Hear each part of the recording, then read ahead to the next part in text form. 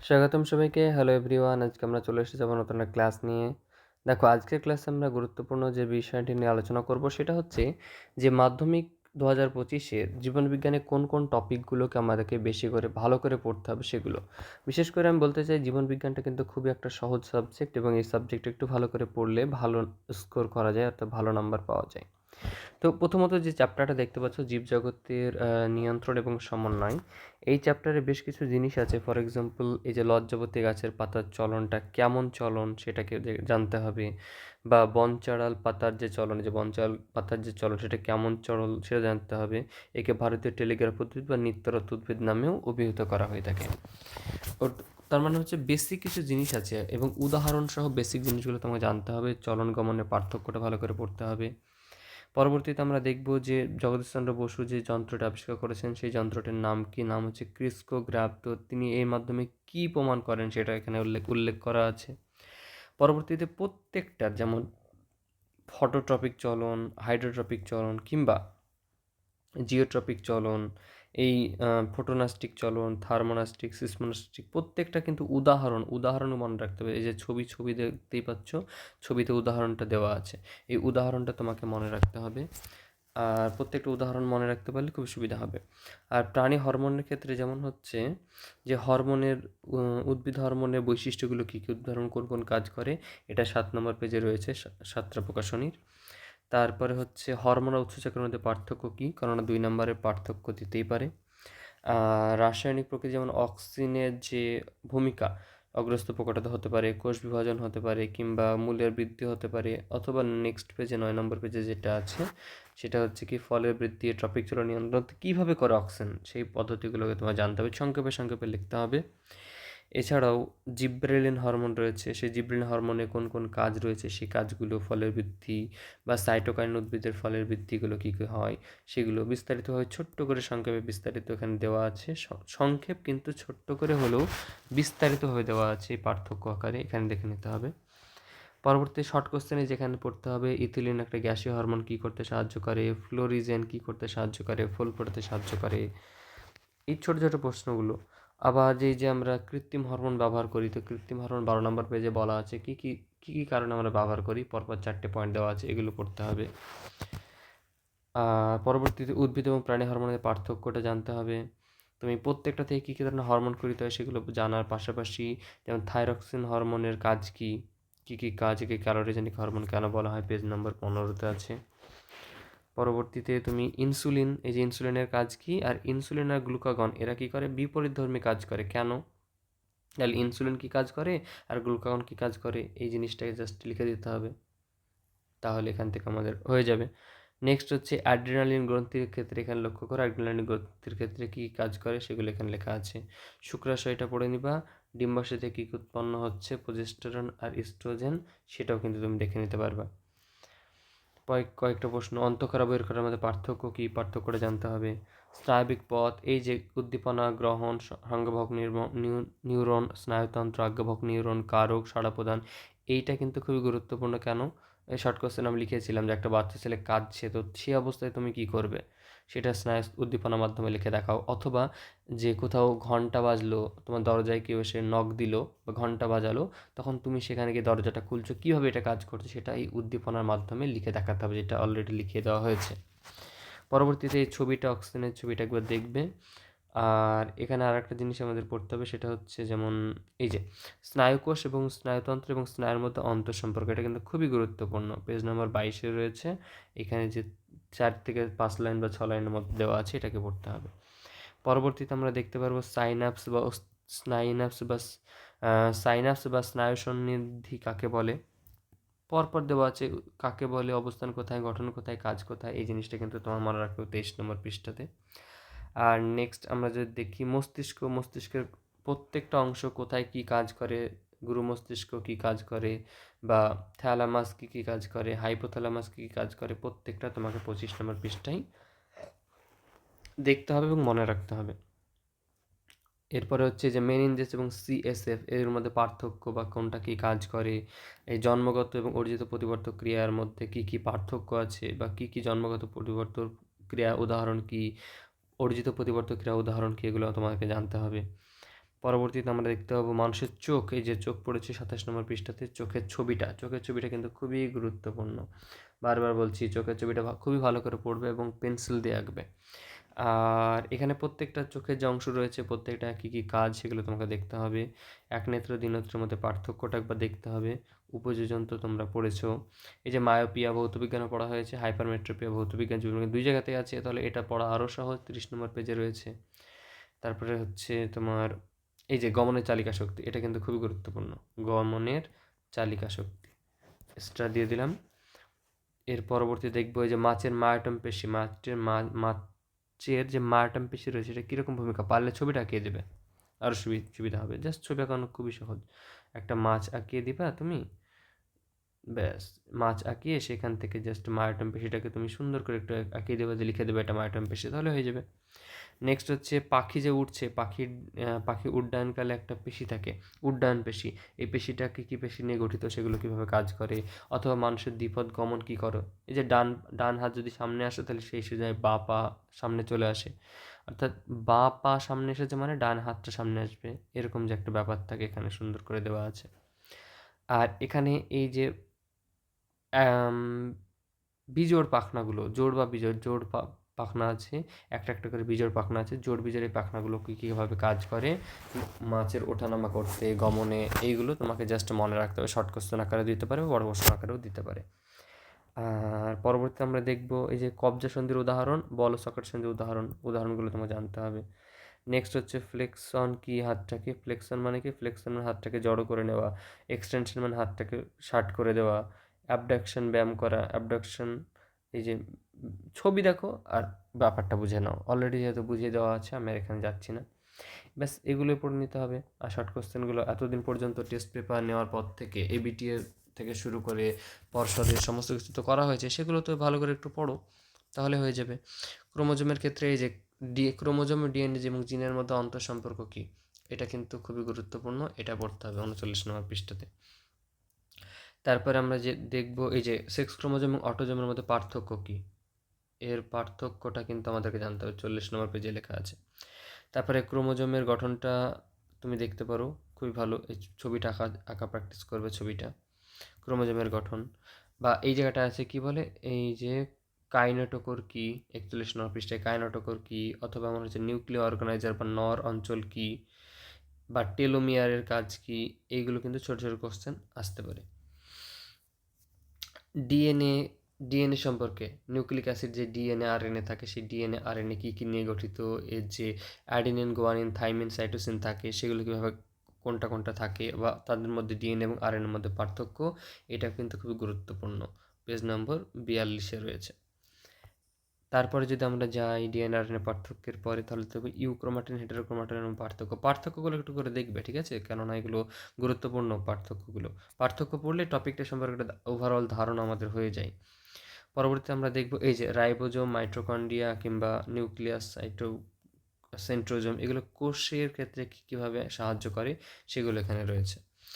আর প্রত্যেকটা ক্ষেত্রে আরেকটা প্রশ্ন যে মিওসিসকে হ্রাস বিভাজন কেন বলা হয়, আর কোষচক্রের মধ্যে কোষচক্র বা সেল সাইকেল কাকে বলে, কী দশা রয়েছে, চেক পয়েন্ট কাকে বলে, এটা পড়তে হবে পেজ নম্বর 45-এ।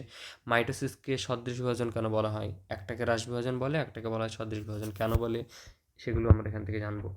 পরবর্তীতে ইন্টারফেস দশা, মাইটোটিক কোষচক্রের গুরুত্বটাও দেখতে হবে, কোন দশা আছে, এই যে G1 দশায় কী হয়, S দশায় কী হয়, G2 দশায় কী হয়। হ্যাঁ, তুমি তো বলতে পারো যে সবই তো দাগিয়ে দিচ্ছে, হ্যাঁ অবশ্যই সব পড়তে হবে, সবগুলো গুরুত্বপূর্ণ, কেননা এই পয়েন্টগুলো পড়তে হবে। এবং ভৌত বিজ্ঞান, জীবনবিজ্ঞান, অঙ্কগুলো জাস্ট বুঝে নেওয়া ব্যাপার, এবং জীবনবিজ্ঞানটা আরও খুবই সহজ, একদম খুবই সহজ। যেমন যদি বলে মেটাফেজের বৈশিষ্ট্য কী, তাহলে যদি প্রাণী মেটাফেজ বলে, তাহলে প্রাণীদের ক্ষেত্রে মেটাফেজের ছবিটা এঁকে পরপর 5-6টা করে বৈশিষ্ট্য আছে, 4টে করে আছে, সেগুলো লিখে দেবা। মেটাফেজ অ্যানাফেজটা ভালো করে পড়তে হবে, প্রত্যেকটা বৈশিষ্ট্য এখানে দেওয়া আছে। নেক্সট হচ্ছে উদ্ভিদ কোষ, প্রাণী কোষ, এই যে সাইটোকাইনেসিস না হলে কি হবে, এটা 49 নম্বর পৃষ্ঠা আছে, এটা কিন্তু ভালো করে পড়তে হবে, যে সাইটোকাইনেসিস যদি না হয়, সাইটোকাইনেসিস মানে কাচির মতো কেটে দেওয়া, তো এটা যদি না কেটে দেয় তাহলে কি হবে সেটা একবার দেখতে হবে তোমাকে। লাস্ট হচ্ছে মাইটোসিসের গুরুত্ব কী, মাইটোসিসের গুরুত্ব সেটা আমরা দেখব, এবং পরবর্তী দেখব মিওসিসের তাৎপর্য কী, মিওসিসের তাৎপর্য আর মিওসিসের মধ্যে পার্থক্য, একদম খুবই গুরুত্বপূর্ণ, এগুলো পড়তেই হবে। আর তার আগে এখানে ক্রসিং ওভার ছিল, সেই ক্রসিং ওভারটাও কিন্তু একটু দেখতে হবে। এটা পেজ নম্বর 51, 50, 51, 52 এই পৃষ্ঠাগুলোতে রয়েছে। তারপর জননের যে পদ্ধতিগুলো রয়েছে, জননের প্রয়োজনীয়তা ও গুরুত্বটা কী সেটা জানতে হবে। অস্তিত্ব বৃদ্ধি, জনসংখ্যা বৃদ্ধি, ধারাবাহিকতা, জীবের ভারসাম্য, যৌন জনন অযৌন জনন পার্থক্য, মিনিমাম 3-4টে করে পার্থক্য পড়ে রাখবে, তাহলে কাজে দেবে। আর প্রত্যেকটা উদাহরণ, বিভাজন কারা করে তাদের উদাহরণ কী হবে, প্লাজমোডিয়াম, আমিবা, তারপর হচ্ছে কোরকোদ্গমের মাধ্যমে কারা সম্পন্ন করে, ইস্ট এবং হাইড্রা, এই সমস্তগুলো কিন্তু তোমাদের উদাহরণগুলো মনে রাখতে হবে। পুনরুৎপাদন কারা করে, প্ল্যানেরিয়ারা করে। নেক্সট হচ্ছে শাখা কলম এবং জোড় কলমের মধ্যে পার্থক্যটা তুমি মনে রাখবা, শাখা কলম এবং জোড় কলমের মধ্যে পার্থক্য। নেক্সট হচ্ছে এই যে এটা খুবই গুরুত্বপূর্ণ, মাইক্রোপ্রোপাগেশন কি, এর পদ্ধতিগুলো কি, এর সুবিধা এবং অসুবিধা যা আছে পেজ নম্বর 57-তে, খুবই গুরুত্বপূর্ণ। ঠিক আছে, যৌনক্রমটা তুমি দেখে রাখতে পারো।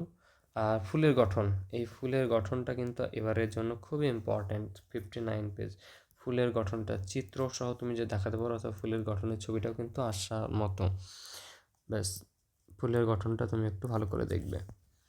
নেক্সট যদি আমরা বলি, এখানে জাস্ট কিছুই নেই, স্বপরাগ ইতর পরাগ যুগের প্রত্যেকটা উদাহরণ দেওয়া আছে, আর সুবিধা অসুবিধা আর কিছু নেই। সুবিধা অসুবিধা আমি যেগুলো দাগ দিচ্ছি তুমি দেখো, জাস্ট সুবিধার অসুবিধা ছাড়া আর কিচ্ছু কিন্তু লেখা নেই। আর লাস্ট এইগুলো উদাহরণ, যে বায়ুপরাগী ফুলের উদাহরণ কী হবে, জল পরাগীর ক্ষেত্রে কী হবে, পতঙ্গ পরাগীর কী হবে, আর পক্ষী পরাগের জন্য কী হবে, পরপর দেওয়া আছে। নিষেক প্রক্রিয়াটা কীভাবে কাজ করে, 42 নম্বর পৃষ্ঠায় নিষেক প্রক্রিয়াটা লেখা আছে। আর নতুন করে বীজ যদি উৎপন্ন হয় তাহলে সে কীভাবে হবে তার একটা রেখাচিত্র 62 নম্বর পেজে দেওয়া আছে, 62 নম্বর পেজ। আর বৃদ্ধি বিকাশের মধ্যে সম্পর্ক, এটা খুবই গুরুত্বপূর্ণ একটা পয়েন্ট। বৃদ্ধি বিকাশের মধ্যে ছোট ছোট করে 5-6টা পয়েন্ট, 4-5টা পয়েন্টে দেওয়া আছে, তুমি এখান থেকে দেখে নিবা। আর বৃদ্ধির দশাগুলোতে এখানে সুন্দর করে দেওয়া আছে, একটা কোশ্চেনও ছিল লাস্ট আমরা আলোচনা করেছিলাম। পরবর্তী মানব বিকাশের ক্ষেত্রে সদ্যজাত, শৈশব, বয়ঃসন্ধি, পরিণত, বার্ধক্য। তো বার্ধক্য দশাটা বিশেষ করে পড়বা, এবং বয়ঃসন্ধিকালে, যেহেতু তোমরা বয়ঃসন্ধিকালের মধ্যে পড়ছো, তো সেক্ষেত্রে কী কী বৈশিষ্ট্য দেখা যায়, কী কী চেঞ্জেস লক্ষ্য করা যায়, সেগুলো এখানে আছে। পরবর্তীতে যদি আমরা যাই বংশগতির ক্ষেত্রে, এই যে কানে যুক্তরক্তি, মুক্তরক্তি, স্বাভাবিক জীব, রোলার জীব, এটা হচ্ছে প্রকরণ কাকে বলে, আর প্রকরণের কয়েকটি বৈশিষ্ট্য মানে উদাহরণ, কী করে বুঝবো যে প্রকরণের মাধ্যমে ঘটেছে, সেটা এখানে লেখা আছে। তারপরে আমরা যদি দেখি, তাহলে মেন্ডেলের যে কাজ করেছেন, সেই মেন্ডেলের কাজের ক্ষেত্রে তিনি সাফল্য লাভ করেছেন, কেন লাভ করেছেন সেটা 73 নম্বর পেজে পরপরে বলে দেওয়া আছে, এটা ভালো করে পড়তে হবে। আর প্রকট প্রচ্ছন্ন বৈশিষ্ট্যের যে লিস্টটা রয়েছে, কোনটা কুঞ্চিত, কোনটা গোলাকার, বীজের আকার থেকে শুরু করে বর্ণ, দৈর্ঘ্য সব 74 নম্বর পেজে, এটা কিন্তু খুবই গুরুত্বপূর্ণ, ভালো করে পড়তে হবে সাতখানায়। নেক্সট হচ্ছে যে মটর গাছকে কেন মেন্ডেল বেছে নিয়েছিলেন, 675 পেজে। ঠিক আছে, আর এখান থেকে এক সংখ্যক জননের চেকার বোর্ডটা ভালো করে দেখতে হবে, বিশেষ করে গিনিপিগেটটা দেখতে হবে। দ্বিসংখ্য জননের দেখব, দ্বিসংখ্য জননের গিনিপিগেটটা দেখে নিব। এবং লাস্ট হচ্ছে কী কী দুটো সূত্র আছে, একটা পৃথকীভবনের সূত্র, যেটা হচ্ছে 80 নম্বর পৃষ্ঠাতে রয়েছে, আর অপর একটা রয়েছে কত, 81 পৃষ্ঠাতে, স্বাধীন সঞ্চরণের সূত্র। তা মেন্ডেলের বিচ্যুতিটা দরকার নেই। এই মানুষের লিঙ্গ নির্ধারণ পদ্ধতিটা এখানে সুন্দর করে দেওয়া আছে, কীভাবে লিঙ্গ নির্ধারণ করা যায়, এই পদ্ধতিটা খুব গুরুত্বপূর্ণ। আর এর থেকে আরও গুরুত্বপূর্ণ হচ্ছে মানুষের লিঙ্গ নির্ধারণে পিতার ভূমিকা, অর্থাৎ পিতা কিভাবে মানুষের লিঙ্গ একটা ছেলে হবে না মেয়ে হবে সেটা কিভাবে ডিফাইন করে, সেটা এখানে সুন্দর করে লেখা আছে। আর এর জন্য ছক এখানে দেওয়া আছে, বা আগেরটা তোমরা লিখতে পারো, অসুবিধার কিছু নেই। নেক্সট পপুলেশন জিনগত ক্ষেত্রে আমরা দেখব যে প্রত্যেকটা থ্যালাসেমিয়া রোগ কেন হয়, লক্ষণ কী, থ্যালাসেমিয়ার কারণ কী, প্রত্যেকটা দেখব। আর থ্যালাসেমিয়া উত্তরাধিকার বলতে এই যে থ্যালাসেমিয়ার যে চেকার বোর্ডটা রয়েছে, এই চেকার বোর্ডটা ভালো করে দেখতে হবে। হিমোফিলিয়া কী, কাকে বলে, কারণ কী, কোন লক্ষণ কীরকমভাবে হয়, হিমোফিলিয়া যে চেকার বোর্ড সেটা। বর্ণান্তর কী হয় 7 নম্বর, আর 7 নম্বর অটোজোম আর X নম্বর ক্রোমোজোমের জন্য হয়, কীভাবে হচ্ছে তার চেকার বোর্ডটা ভালো করে দেখতে হবে। জেনেটিক কাউন্সেলিং তো খুবই গুরুত্বপূর্ণ, জেনেটিক কাউন্সেলিং 86 পেজে। ব্যাস, এই চ্যাপ্টারটা হয়ে গেল। পরবর্তী 4 নম্বর চ্যাপ্টারের ক্ষেত্রে আমরা দেখব যে মাইক্রোস্ফিয়ার এবং কোয়াসার্ভেট কি, 71 পেজে, এবং হট ডাইলুট স্যুপ, যেটাকে বলে হট ডাইলুট স্যুপ বা গরম তরল স্যুপ, সেটা কি সেটা আমরা দেখে বলবো এখান থেকে। নেক্সট হচ্ছে মিলার এবং উরের পরীক্ষা, আমরা পড়েছি যে কত অনুপাতে নেওয়া হয়, হাইড্রোজেন থাকলে সেখানে আমরা হাইড্রোজেন যখন আলোচনা করবো এটা 1 হবে, বাদ বাকিগুলো 2:2 হবে।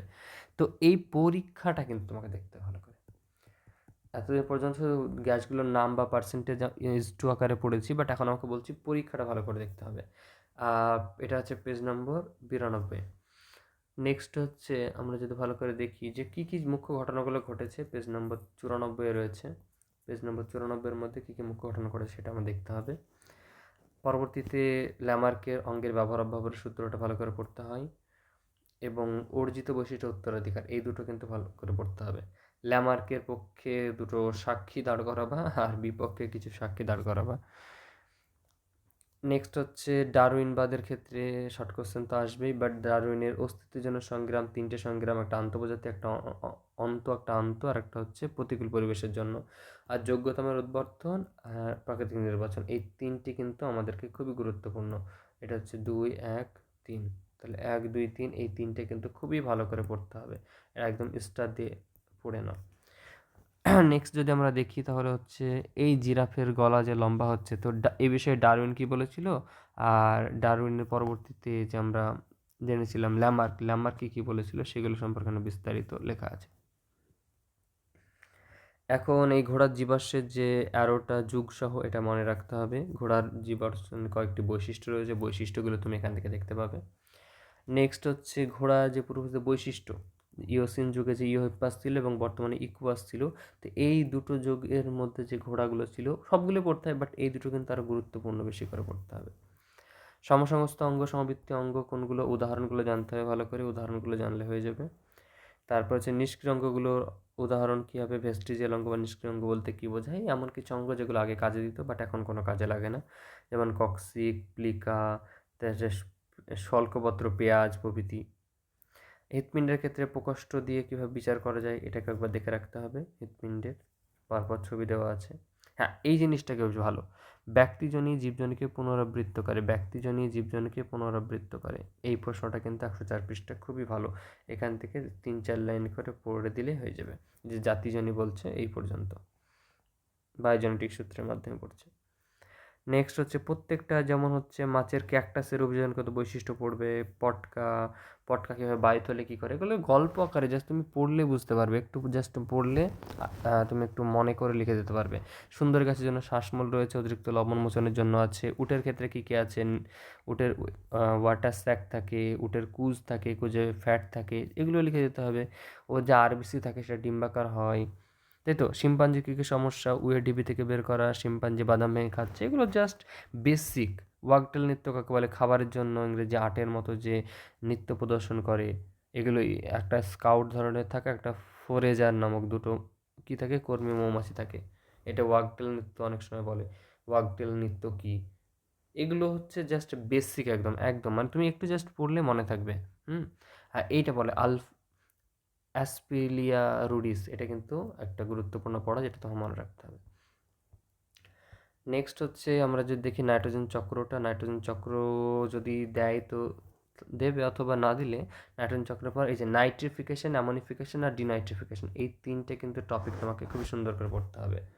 নাইট্রোজেন চক্রে মানুষের সাথে কেমন কী সম্পর্ক, মানুষ কী কী ক্ষতি করছে নাইট্রোজেন চক্রের মাধ্যমে, এটাও কিন্তু তোমাদেরকে দেখতে হবে, পেজ নম্বর 113-তে রয়েছে। নেক্সট, পরিবেশ দূষণের ফলে অনেক ধরনের পরিবেশ দূষণ আছে, যেমন ধরো কি এই যে প্রথমত বায়ু দূষণ, মাটি দূষণ, জল দূষণ, তো এগুলো সাধারণ, তুমি ছোটোবেলা থেকে পড়ে আসছো যে কখন কি হয়, ওগুলো জানবে। জীব বিবর্ধন, এটা কিন্তু ভালো করে পড়তে হবে, ডিডিটির উদাহরণ দিয়ে এই ছকের মাধ্যমে লিখে রাখা যাবে, 118 পৃষ্ঠাতে রয়েছে, ঠিক আছে। নেক্সট হচ্ছে প্রত্যেকটা শব্দ মানুষের কী কী, হৃৎপিণ্ডে কী করে শব্দ করে, মানুষের কানের উপরে কীভাবে প্রভাব ফেলে, শব্দের ফলে কী কী হয় তোমরা জানো, প্রচুর শব্দ থাকলে থাকতে পারা যায় না, অসুবিধা হয়। তো হচ্ছে প্রাকৃতিক সম্পদের ক্ষেত্রে আমরা কী কী দেখব, যে প্রাকৃতিক সম্পদ কী কীভাবে ধ্বংস হতে পারে, এগুলো জাস্ট। নেক্সট হচ্ছে এই যে অ্যাজমা বা হাঁপানি কোন কোন কোন কারণে হয়, অঙ্কোজিন, ক্যান্সার কেন হয়, ক্যান্সারের কারণ কি, এগুলো তোমাকে দেখতে হবে 122 পৃষ্ঠাতে। জীববৈচিত্র্যর ক্ষেত্রে এই যে জীববৈচিত্র্য, ঔষধ এবং খাদ্য প্রস্তুতিতে জীববৈচিত্র্য, খাদ্য উৎপাদনে জীববৈচিত্র্য, এটা কিন্তু খুবই গুরুত্বপূর্ণ, 123 পৃষ্ঠাটা খুবই গুরুত্বপূর্ণ, মনে রাখতে হবে। এছাড়া ভারসাম্য ক্ষেত্রে যেমন এই যে অর্থনৈতিক গুরুত্ব কি, 124 পৃষ্ঠায়, এটা একদমই খুবই ভালো। মানে কী কী তৈরি করা, আসবাবপত্র তৈরি করা হয়, কাগজ প্রস্তুতি, আঠা, রজন, মোম, মধু, সিল্ক, উল মুক্ত, কী কী তৈরি করা হয়, সেগুলো কীভাবে আমাদেরকে অর্থনৈতিকভাবে সাহায্য করে, সমস্ত কিছু আমরা পড়ে দেখব। আর হটস্পটের শর্ত, এখানে 3টি শর্তের কথা বলা আছে, 36টি জীববৈচিত্র্য রয়েছে সারা পৃথিবীতে, এটাও কিন্তু মনে রাখতে হবে। হটস্পটের শর্তগুলো দেয় যে একটা জায়গাকে হটস্পট কখন বলবো, কেন বলবো হটস্পট। আর ভারতবর্ষের 4টে হটস্পটের নাম হচ্ছে পূর্ব হিমালয়, ইন্দো বর্মা, পশ্চিমঘাট, শ্রীলঙ্কা এবং সুন্দাল্যান্ড, অর্থাৎ 4টির নাম এখানে উল্লেখ করা আছে। প্রত্যেকটা কী কী ধরনের জীব বসবাস করে সেগুলো দেখবা। আর জীববৈচিত্র্য হ্রাসের কারণ কি? 1 নম্বর হচ্ছে চোরার শিকার, এটা তো অনেকবার বলা হয়েছে, বেশ ভালো একটা পয়েন্ট। অরণ্য ধ্বংস করে ফেলেছে, জমির ব্যবহারের পরিবর্তন হয়ে গেছে, প্রাকৃতিক দুর্যোগ, খরা, বন্যা, ভূমিকম্প, এটা তোমাদেরকে দেখতে হবে। দাবানল, দেখতে পাচ্ছ কিছুদিন আগে ক্যালিফোর্নিয়াতে যে দাবানল ঘটে গেছে, প্রচুর ঘরবাড়ি পুড়ে গেছে, এগুলো। বহিরাগত প্রজাতি অনুপ্রবেশ ঘটলে কী হয়, যেমন হচ্ছে বিদেশ থেকে পার্থেনিয়াম, ল্যান্টানা, কামারা প্রভৃতি এসে কিন্তু আমাদের এখানে, বা আমেরিকান আরশোলা এসে ভারতের যে আরশোলা ছিল সেগুলোকে মেরে ফেলেছে। তো এই ছোটো ছোটো প্রশ্নগুলো জাস্ট তুমি এতদিন পর্যন্ত 1 বছর তো পড়েছো, আশা করি জাস্ট তুমি একটু দেখে নিলে পারবে। এই মনোবলটা তোমার মধ্যে ধরে রাখতে হবে এবং পরীক্ষা শেষ পর্যন্ত তোমাকে লড়ে যেতে হবে। নেক্সট হচ্ছে যে সুন্দরবনে কী কী সমস্যা, মিষ্টি জলের অভাব, বাসস্থান ধ্বংস, দূষণ, খাদ্যের ভারসাম্য রক্ষা করা, কৃষি জমি হারিয়ে যাচ্ছে, নগরায়নের লম্বা উদ্ভিদ ধ্বংস হয়ে যাচ্ছে, এই সমস্ত কিছু লিখতে হবে। ইনসিটু এক্সিটুর মধ্যে পার্থক্যটা খুবই গুরুত্বপূর্ণ। এখানে যদিও দেওয়া নেই, বাট তোমাকে ইনসিটু এক্সিটুর মধ্যে পার্থক্য, সুবিধা অসুবিধা, আর প্রত্যেকটা একটা করে উদাহরণ, অভয়ারণ্য কোন ধরনের প্রাণী থাকে, কী থাকে না থাকে সেগুলো। এইটা বায়োস্ফিয়ার রিজার্ভের এই অঞ্চলটা কিন্তু খুব গুরুত্বপূর্ণ তোমার জন্য। 131 পৃষ্ঠা, যে কোর অঞ্চল থাকে, বাফার অঞ্চল আর ট্রানজিশন অঞ্চল। এক্সিটু এনসিটু এখান থেকে আমরা দেখব। এই ক্রায় সংরক্ষণটা ভালো করে দেখতে হবে, ক্রায় সংরক্ষণ কী কী সংরক্ষণ করা হয়, অসুবিধা কী, সুবিধা কী, 132 পৃষ্ঠাতে। আর নেক্সট হচ্ছে জয়েন্ট ফরেস্ট ম্যানেজমেন্ট, টিকা লেখো বলে 2 মার্কে দিতে পারে, অথবা পিবিআর 2 মার্কে দিতে পারে। এই যে শাল গাছকে কেন্দ্র করে যেটা হয়েছিল পুনরুদ্ধারের, আরাবার অরণ্যে শাল গাছের পুনরুদ্ধারের জন্য মেদিনীপুরে যে জয়েন্ট ফরেস্ট ম্যানেজমেন্ট তৈরি হয়েছিল। আর বায়োডাইভার্সিটি, যে একটা পরিবেশে কত মানুষজন থাকে, সেখানে পশু পাখি থাকে, তারা ওই গাছগোছালি পশু পাখিদের সাথে কেমন কী সম্পর্ক, বংশ পরম্পরা সেখানে থাকে। তো তো সেটাকে জাস্ট একটা বই আকারে মানুষের রিপোর্টিং নেওয়া হয়েছিল, কী কী গুরুত্ব সেটাই আমাকে এখানে লিখতে বলা হয়েছে। পরবর্তীতে প্রত্যেকটা বাঘ কোন কারণে, এই যে বাঘের সংখ্যা হ্রাস কেন পায়, বা বাঘের ক্ষেত্রে কী কী ব্যবস্থা নেওয়া হয়েছে, সিংহ কী কী কারণে হারিয়ে যাচ্ছে, সিংহ কী কী প্রকল্প গড়ে তোলা হয়েছে, রাইনো বা সিংহ, গন্ডারের ক্ষেত্রে কী কীভাবে গন্ডার হারিয়ে যাচ্ছে, কীভাবে তোমার গন্ডারকে প্রকল্প সাজানো হচ্ছে, এইগুলো। বিশেষ করে চোরা শিকার তো সব জায়গায় হচ্ছে, চোরা শিকার, নগরায়ন, বংশবিস্তারের হার কম, কুমির কীভাবে হারিয়ে যাচ্ছে, কুমির সংখ্যা হ্রাসের কারণ কি, এই যে চোরা শিকার পয়েন্টটা থাকবেই, প্রশ্ন এমন দিয়ে দিলে হয়তো যে চোরা শিকার হচ্ছে একটা গুরুত্বপূর্ণ সমস্যা। তো কীভাবে, তো তুমি প্রত্যেকটা উল্লেখ করে দেবে, কুমিরের ক্ষেত্রে কী ঘটেছে, বাঘের ক্ষেত্রে কী ঘটেছে, গন্ডারের ক্ষেত্রে, হাতির ক্ষেত্রে, এগুলো জাস্ট উল্লেখ করে দেবে। এই তো পড়া। রেড পান্ডার জন্য কোন কোন প্রকল্প গড়ে উঠেছে, সিকিমে 2 জায়গায় আছে, অরুণাচল প্রদেশ, দার্জিলিংয়ে 2 জায়গায় আছে, এগুলোই। এই তো পড়া কমপ্লিট। আমি মোটামুটি 20 থেকে 25 মিনিটের মধ্যে পুরো কী কী পড়তে হয় বলে দিলাম। আমি মনে করি তুমি যদি একটু ভালো করে পড়ো, পুরো বইটা তুমি 2 ঘন্টায় বসে রিভিশন করে ফেলবে, যে পয়েন্টগুলো আমি দাগিয়ে দিলাম। যেহেতু 1 বছর পুরো পড়েছো, তুমি পুরো 2 ঘন্টা যদি সময় দাও একইভাবে, পুরো বই একবার করে রিভিশন হয়ে যাবে। তুমি জীবনবিজ্ঞান, ভৌতবিজ্ঞান 2 ঘন্টা করে টাইম দিলে, যে টপিকগুলো বললাম একদম প্রত্যেকদিন 2 ঘন্টা করে টাইম দাও প্রত্যেকটা সাবজেক্টকে, দেখো তুমি একদম অনায়াসে পারবে। লাস্টের কদিন খুব ভালো করে পড়তে হবে। তো থাকো আজকে, আবারও পরবর্তীতে দেখা হচ্ছে। Thank you.